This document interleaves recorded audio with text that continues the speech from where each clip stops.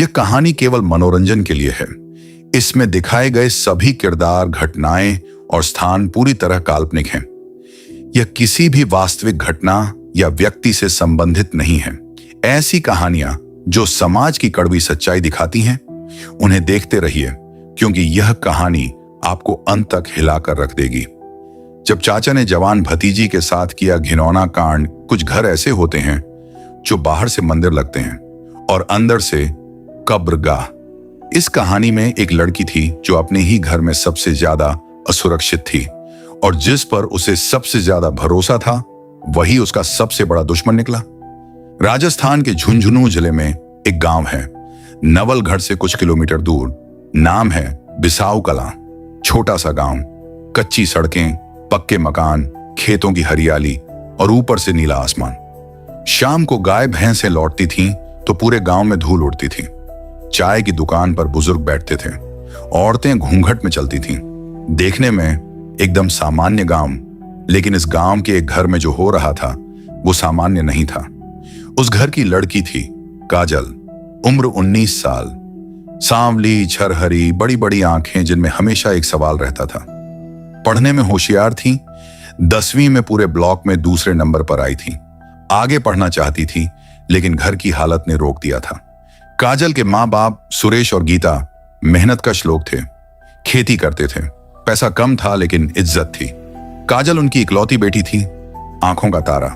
घर में एक और इंसान था, सुरेश का छोटा भाई रमेश चाचा, उम्र 42 साल, अविवाहित, पत्नी से कभी शादी नहीं की। कहते थे सही लड़की नहीं मिली, लेकिन असली वजह शायद कुछ और थी। रमेश उसी घर में रहता था, खेती में हाथ बटाता था। बड़े भाई का घर उसका अपना घर था। काजल उसे रमेश चाचा बुलाती थी। चाचा उसके लिए कभी कभी बाजार से कुछ लाते थे, कभी चूड़ियां, कभी मिठाई। काजल खुश हो जाती थी।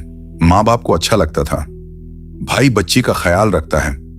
उन्हें नहीं पता था वो ख्याल कब से कुछ और बन चुका था। काजल की एक सहेली थी मीना, दोनों साथ पढ़ी थी। मीना थोड़ी तेज थी, बातें जल्दी समझती थी। उसने एक बार काजल से कहा था, तेरे चाचा की नजर ठीक नहीं लगती मुझे।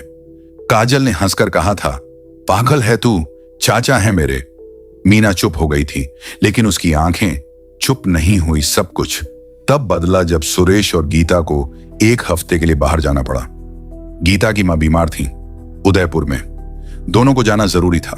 घर में बचे काजल और रमेश चाचा। पहले दिन सब ठीक था। दूसरे दिन शाम को रमेश चाचा ने काजल को बुलाया। काजल जरा पांव दबा दे, थका हुआ हूं। काजल ने सोचा चाचा हैं, इनकार कैसे करूं। वो बैठ गई। रमेश ने बात शुरू की। धीरे धीरे घर की बातें, खेत की बातें, काजल की पढ़ाई की बातें। फिर उसने काजल का हाथ थामा। काजल ने हटाया। चाचा, क्या हुआ? मैं तेरा चाचा हूं ना। काजल उठकर चली गई, कमरे में बंद हो गई। दिल जोर से धड़क रहा था। उसने खुद से कहा, कुछ नहीं था, मैं ज्यादा सोच रही हूं। लेकिन रात को नींद नहीं आई। तीसरी रात काजल खाना बना रही थी रसोई में। बाहर अंधेरा था, गांव में लाइट्स चली गई थी, लोड शेडिंग। रमेश मोमबत्ती लेकर आया। रसोई छोटी थी, दोनों के बीच कम जगह थी। रमेश ने मोमबत्ती रखी और फिर बिना कुछ बोले काजल के पीछे खड़ा हो गया। काजल ने महसूस किया उसकी सांसें बंद हो गईं। चाचा पीछे हटो। क्यों? डर गई? चाचा ये ठीक नहीं है। ठीक नहीं है? रमेश की आवाज बदल गई। तू मुझे बताएगी क्या ठीक है? काजल ने कड़ाही नीचे रखी, घूमी और सीधे बाहर निकल गई। वो रात उसने दरवाजा अंदर से बंद करके बिताई, सोई नहीं। चौथे दिन सुबह काजल ने मीना को कॉल किया। मीना, मुझे तेरे घर आना है। क्या हुआ? आवाज कांप क्यों रही है? बाद में बताऊंगी, बस आ जाऊं? आजा। काजल निकलने लगी। रमेश ने रोका। कहां जा रही है? मीना के पास। माँ बाप ने कहा है घर में रहना। चाचा रास्ते से हटो। दोनों की आंखें मिली। रमेश की आंखों में कुछ था जो डरावना था। काजल निकल गई, लेकिन उसे पता था वो वापस आएगी। घर उसका था, भागना कोई हल नहीं था। मीना को उसने सब बताया। मीना चुप रही, फिर बोली, काजल माँ बाप को बता। वो मानेंगे नहीं, कहेंगे मैं झूठ बोल रही हूं, चाचा का नाम खराब हो जाएगा। तो क्या करेगी? काजल ने कहा, मैं खुद संभाल लूंगी। मीना की आंखों में डर था। काजल, ऐसे घर मत जा, रुक जा यहां। नहीं, घर मेरा है, मैं डरूंगी नहीं। वो शाम को वापस माँ बाप 5वें दिन वापस आने वाले थे, लेकिन उन्होंने कॉल किया, एक दिन और लगेगा, नानी की हालत ठीक नहीं। काजल का दिल बैठ गया। उस रात काजल ने एक काम किया। उसने अपना पुराना फोन निकाला जो उसने मां से छुपा कर रखा था। उस फोन में एक ऐप था जो रिकॉर्ड कर सकता था। उसने फोन को अपनी सलवार की जेब में रखा, रिकॉर्डिंग ऑन कर दी। वो रसोई में गई खाना बनाने। रमेश आया, जैसा वो रोज आता था। इस बार वो सीधे था। उसे लग रहा था एक दिन और है, माँ बाप कल आएंगे। उसने वो किया जो उसने 3 दिन से सोचा था। काजल चिल्लाई। पड़ोस का घर पास था, लेकिन रात के 10 बज चुके थे। आवाजें दब गईं। रमेश ने कहा, चिल्लाने से कुछ नहीं होगा, कोई नहीं सुनेगा। काजल ने जेब में हाथ डाला। फोन था, रिकॉर्ड हो रहा था। वो रात काजल की जिंदगी की सबसे लंबी रात थी। जब रमेश चला गया अपने कमरे में, काजल वहीं जमीन पर बैठ गई। रोई नहीं, बस बैठी रही। फोन उसके हाथ में था, रिकॉर्डिंग में सब था, रमेश की आवाज, उसके शब्द, सब। काजल ने रिकॉर्डिंग बंद की और उसने एक फैसला किया। सुबह 4 बजे जब रमेश सो रहा था, काजल उठी। उसने एक कपड़े में जरूरी सामान बांधा, फोन लिया और घर से निकल गई। वो मीना के घर नहीं गई, वो सीधे थाने गई। थाने में रात की ड्यूटी पर एक महिला कांस्टेबल थी, संगीता। काजल ने उसे देखा और पहली बार टूट गई, रोई जोर से, देर तक। संगीता ने उसे पानी दिया, बैठाया। बता बेटा, क्या हुआ? काजल ने फोन निकाला, रिकॉर्डिंग चलाई। संगीता का चेहरा सख्त हो गया। उसने एसएचओ को सुबह 6 बजे। पुलिस की गाड़ी उस घर के बाहर रुकी। रमेश सो रहा था। दरवाजा तोड़ा गया। वो उठा, घबराया। क्या हुआ? रमेश प्रसाद, आपको हिरासत में लिया जाता है। रमेश ने इधर उधर देखा। काजल कहीं नहीं थी। काजल ने शिकायत की, कोई जवाब नहीं। हथकड़ी लगी। रमेश को गाड़ी में बैठाया गया। पड़ोसी बाहर निकल आए देखने के लिए। गांव में जो इज्जतदार चाचा था, वो उस सुबह सबके सामने बेनकाब हो गया। और तब वो ट्विस्ट आया। मां बाप को कॉल गया।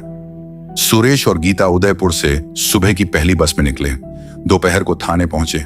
सुरेश का चेहरा देखने लायक था। भाई, अपना सगा भाई, जिस पर उसने इतना भरोसा किया था। गीता सीधे काजल के पास गई, गले लगाया। मेरी बच्ची, मुझे माफ कर दे, काजल ने कहा। मां, तुम्हारी गलती नहीं थी, मैंने उसे घर में रहने दिया। मां, काजल ने मां का चेहरा दोनों हाथों में लिया। बस, अब आगे बात करो। सुरेश थाने में रमेश के सामने खड़ा हुआ। रमेश ने कहा, भाई मुझे माफ कर दे, मुझसे गलती हुई। सुरेश ने कुछ नहीं कहा, बस एक काम किया। उसने एसएचओ से कहा, एफआईआर में मेरा भी बयान दर्ज करो, मैं खुद गवाह हूं। रमेश की आंखें भर आईं। सुरेश ने उसकी तरफ देखा भी नहीं। केस कोर्ट में गया। रिकॉर्डिंग जो काजल ने उस रात की थी, सबसे मजबूत सबूत था। रमेश को 7 साल की सजा हुई। पॉक्सो और आईपीसी की धाराएं लगी। गांव में बातें हुई। कुछ ने कहा लड़की ने घर की इज्जत मिट्टी में मिला दी। कुछ ने कहा लड़की ने हिम्मत दिखाई। काजल को इनमें से किसी की परवाह नहीं थी। 6 महीने बाद काजल का दाखिला एक गवर्नमेंट कॉलेज में हुआ, स्कॉलरशिप पर। वो उस गांव से निकली। जाते वक्त मीना से मिली। मीना ने कहा, मैं जानती थी तू हार नहीं मानेगी। काजल ने कहा, तूने ही तो सिखाया था, डरना नहीं। दोनों गले मिली। काजल आज उस कॉलेज के हॉस्टल में रहती है। रात को कभी कभी वो अंधेरे से डर जाती है, लेकिन फिर वो वही फोन निकालती है, वही पुराना फोन, और खुद से कहती है, उस रात तूने जो किया वो सही था। तूने आवाज उठाई और यही तेरी सबसे बड़ी ताकत है। इस कहानी का एक ही संदेश है, घर की 4 दीवारी के अंदर होने वाला जुल्म ही होता है, चाहे वो कोई भी करे। और जो लड़की डर कर चुप रहती है उसकी गलती नहीं, लेकिन जो डर कर भी बोलती है वो इतिहास बदलती है।